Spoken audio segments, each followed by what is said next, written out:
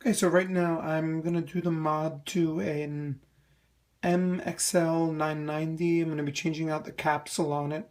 As you can see, it comes with a kind of cheapo looking capsule, but it's really easy to take off. Essentially, there's a screw right there and a screw right there that need to be removed.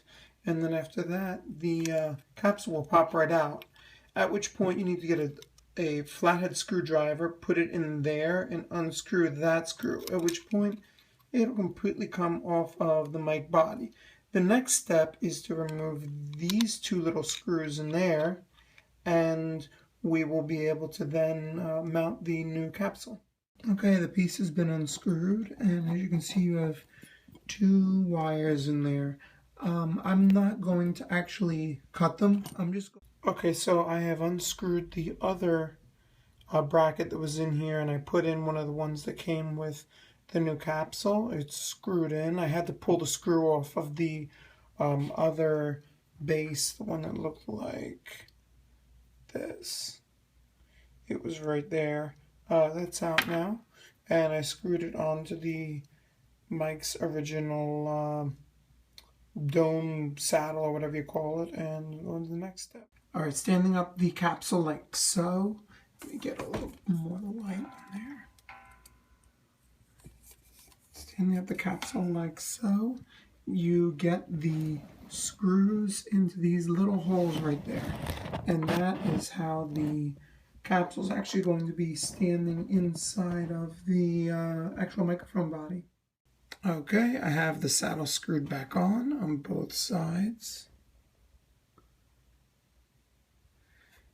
Now the microphone's starting to look something like a microphone should. Next step is going to be to solder in the wires. Now you gotta be really careful at this part because this is where you can really screw something up. So there was a tiny blue wire that needed to go in that has been screwed into the brass saddle right here, and here it is in the end. I'm trying to do what I can to make sure it doesn't touch the capsule at all. Okay, well the next step is to solder in the actual wires from the mic or from the capsule. This one I have a feeling was something that somebody had played with already because that's a big freaking glob of solder in there. I'm going to try to get that off before it goes. Just make sure you don't damage anything below when you're doing it.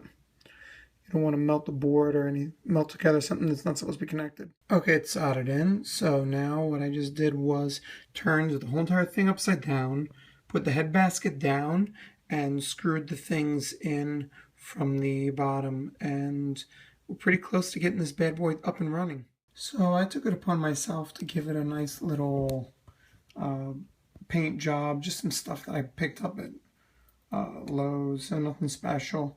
As far as the paint is concerned, just give it like a hammered copper finish. I may end up actually putting a clear coat over the body or maybe sanding it down in the future. But here I'm pretty much wrapping up the project now.